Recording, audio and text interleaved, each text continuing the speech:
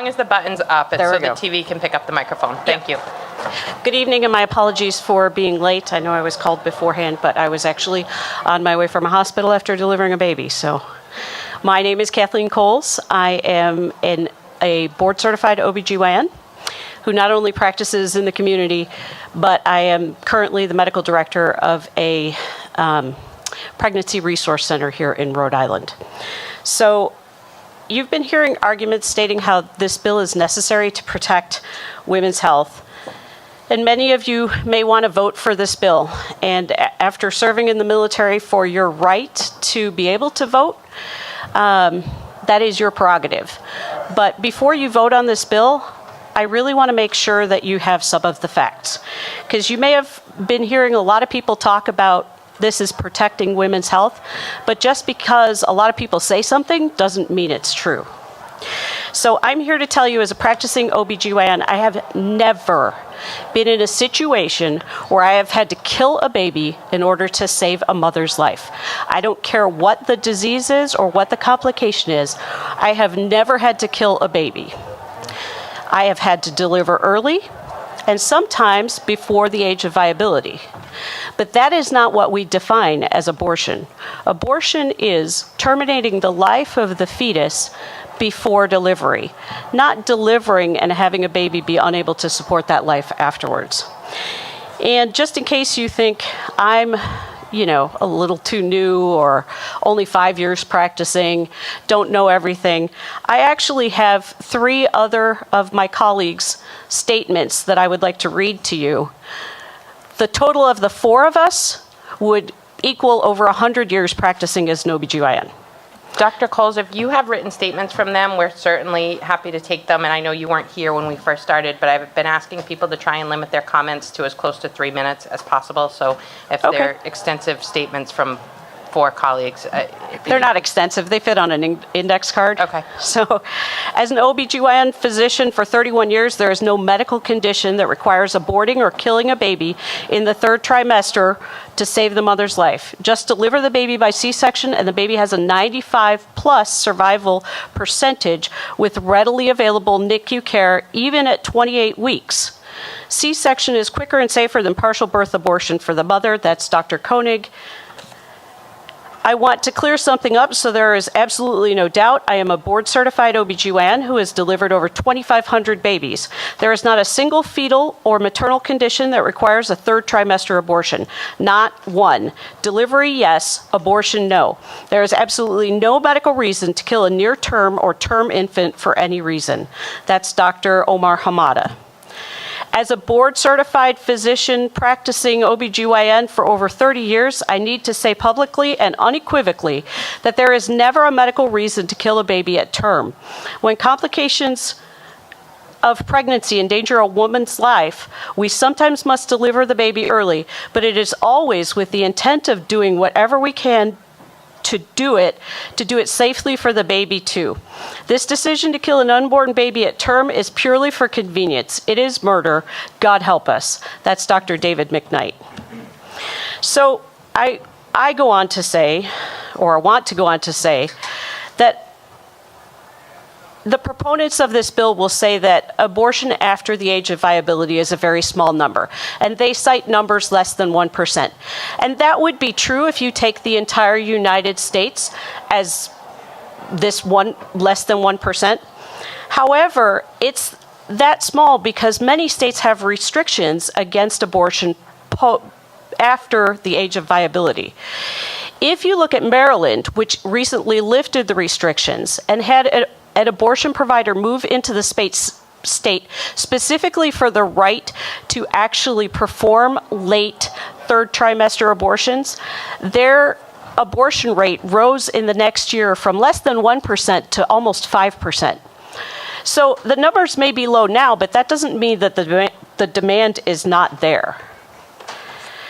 Several questions have been raised about the definition of health. And yes, as I was on my way down here, I was listening in the car. Some of the things that you said, I absolutely agree with. When we talk about mental health, yes, pregnancy is difficult. And I don't share the opinion of the other OBGYN that was up here stating that we would never, because of our moral obligations or whatever, agree to abort a fetus just because the mother wants or feels that it's going to be difficult or is done with this pregnancy or the father of the baby has an accident. Many, many reasons can overwhelm somebody during pregnancy. We are part cheerleader at all of our prenatal exams. Just come on, you can do it. You can do it. This too shall pass. It may be that in a tertiary level center like Women and Infants with abundant resources and many physicians on call, that yes, there's a collaborative opinion that says that no, we're not going to do this because that's just immoral. But when you're a community physician and you don't have those resources and you're the only one on call, who's to govern that for you? And yes, I do believe, unfortunately, that this can open the door to OBGYNs acting in a manner that maybe is not what their peers would like. So if the clause of conscience, they say is protected in this bill. But there is a clause that speaks against the restriction of abortion. And if you are pro-life and you disagree with the mother's choice to have an abortion post-viability for whatever reason she chooses, because mental health kind of unfortunately opens it up to lots of different things. Now, if I refuse to provide that abortion, even though the conscience clause exists, if she wants to take me to court because I've refused her access and I'm the only one on call, which wins out? Conscience or restriction? So this concerns me. It especially concerns me when the bill is not necessary. We don't need to perform post-viability abortions. Yes, there are situations where we need to deliver early and that baby may not make it. But it offends me and several of my pro-choice colleagues. Doctor, let me interrupt you for just 1 second. A question came into my mind. How do you personally reconcile deciding in those circumstances you just described between your Hippocratic oath and the legal system in such a moral issue? I'm not trying to really tie you down. I just want to hear what's coming out of your heart. No, please tie me down. I'm ready to talk about that. I am thankful that I have never been placed in that situation because currently the law protects me from that. And it says I can practice my conscience within good, skilled medicine. I'm afraid if this bill passes where it lists or it emphasizes about restricting a woman's access to abortion, even though it says that it keeps the conscience clause in effect, that it may put me in one of those situations. If it puts me in that situation, that's the day I retire as an OBGYN. It's absolutely the truth. And I've discussed it with my husband, and he knows we would have to move into a smaller house. I'm just saying, it's that serious to me. I will not choose to take a life just to preserve my job. And I'm afraid that's what's coming down the road, which is why I'm speaking here today. So I pray that you do not vote to pass this bill, because I'm afraid that this will open the case to abortion on demand, and it will punish those who do not provide it. So speaking very specifically to that. Excuse me, Dr. Senator Lombardi. Doctor, excuse me, I don't mean to interrupt, but Yes, sir. I've heard from, I presume, and when we're not in the room, we're actually listening on the television. We're just getting a little bite to eat. So we're Okay. here and we're listening. So I've heard maybe from 10 or 15 physicians already similarly situated. And the one constant that I hear is that this never happens. That there's almost never a late-term abortion that occurs, but it But must, it does. It does. It does happen. And Yes. So could you perhaps paint a picture for me as to when it does happen? I can. And an instance where it can happen and there's not a a life-threatening, forget the health issue. Absolutely. A life-threatening situation. So one of those incidences would be if the fetus was diagnosed with an anomaly that would be incompatible with life, or this opens up to an anomaly that might be compatible with life, like Down syndrome or trisomy 21, but that doesn't give a baby that you've expected, that's not going to be the softball champion and things like that. So yes, in those cases, women have chosen not to proceed with the pregnancy because at the time they believe it's more merciful to abort that child than to have it delivered, go into hospice or comfort care, and live out its whatever lifespan it has. So as I read 152A, Yes. do you see that practice remaining in place under 152A? Yes, I see it remaining in place, but what I'm afraid of is that it broadens the definition so much that now it's not one of those very incompatible with life anomalies, but it is something like Down syndrome. And we could go into infanticide just for, not the perfect child that you wanted. My other concern is that... Excuse me, Doctor. Senator McKinney. Yes, Doc, just following up on that. sir. The child with what?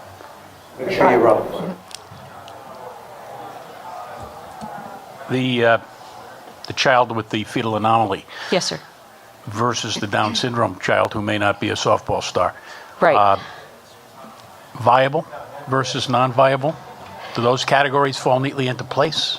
So it would be nice if we could recognize all those fetal anomalies at the anatomy scan, which typically takes place between 18 and 20 weeks. Generally, just so you know, the definition of viability is about 24 weeks. In some centers, depending on the weight of the baby, we've certainly saved babies that have not been 24 weeks, have been 23 weeks and up, depending. And some, 24-weekers don't make it. So it is case by case. But generally, we say about 24 weeks. So at 18 to 20 weeks, they have a detailed anatomy scan, looking for specific anomalies, physiologic or things that would look genetic. If it's found there, they still have a month to make those preparations, and the current law, even without the late-term abortions that are legal in some states, the current law, pre-viability, you have the choice to have an abortion.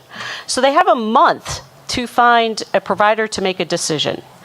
Now, here we get into the mental health thing again, where, it depends on which side of the fence you're going to be on. Because if you're going to be on the pro-choice side, you're going to tell that patient, you know what, carrying this child and watch it suffer is going to be difficult on you. But if you get an abortion, you can go on with your life. But here's the thing. So, as I said, I am the medical director at a pregnancy resource center. Since we started keeping tabs on post-abortive people coming in for counseling, we've had 371 women come into our post-abortive groups for counseling because they're having a hard time dealing with the guilt after their choice for abortion. So just because abortion is available it's not necessarily the easy way out, but a patient can be skewed definitely by the doctor-patient relationship. And this is where I'm concerned that this opens to some unethical behavior.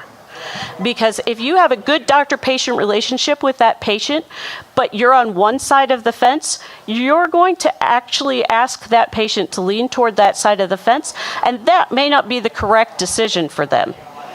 Furthermore, these fetuses that are incompatible with life aren't without value. There are things like anencephalic babies that are born without brain development. Those babies can actually still be organ donors.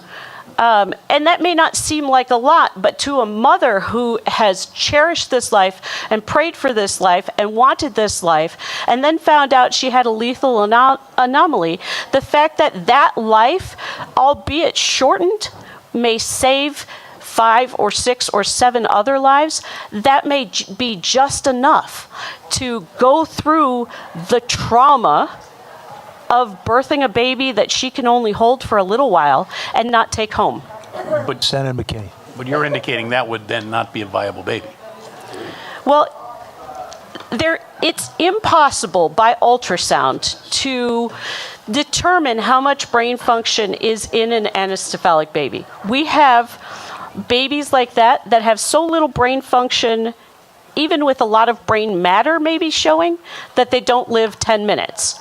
And we have other babies that we think are not going to live 10 minutes that live 3 years. So it's impossible to say this baby has this potential without actually allowing it time to have the potential. So that's, now we get into who's playing God and saying who has what potential.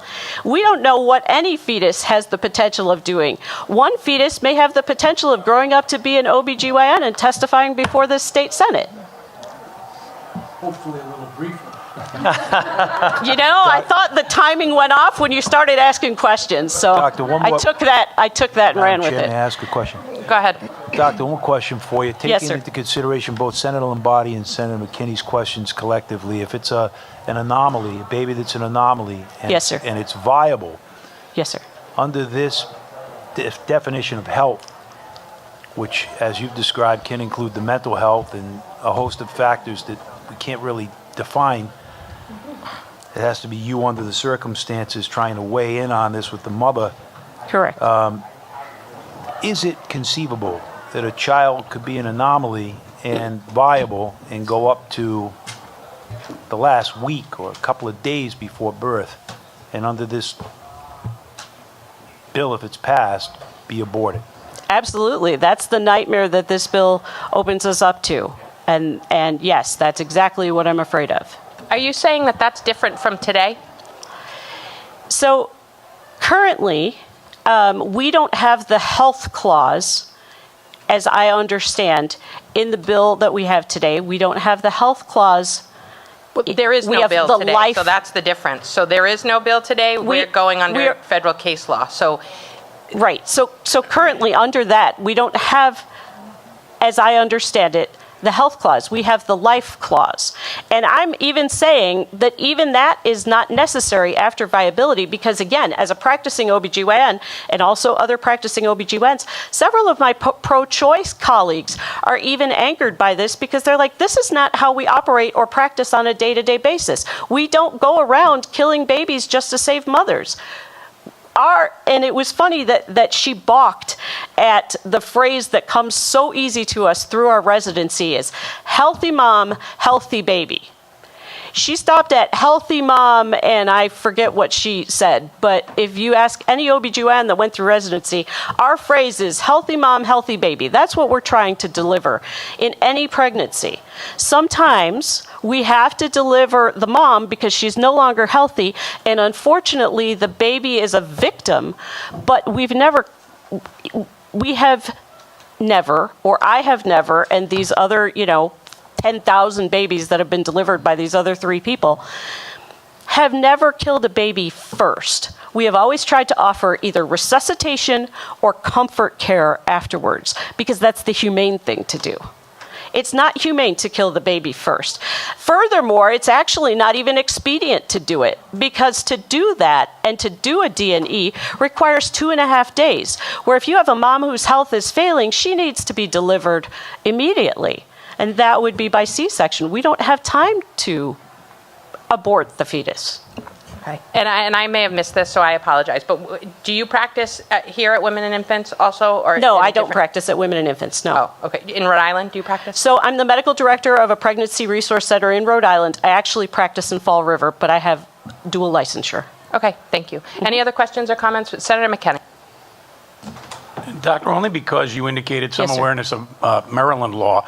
I'm not Yes, sir. sure what your familiarity is with other states and their provisions, but I'm curious, based upon what you were talking about, are you aware of any states that allow an exception, allow, for example, abortions post-viability only when there is fetal anomaly?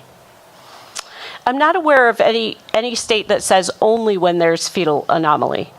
Again, these states have now made state laws that have said protecting the life and the health of the mother post viability, and that's where they're able to essentially Well, that's in produce Roe. abortion. That's in existence. Right. So that's essentially where they're getting that from. Now, there are 6 states that have lifted several of the restrictions on that, and Maryland is one of them. That's why that particular provider who does do third trimester abortions moved there, so that he was free to practice without concern of prosecution.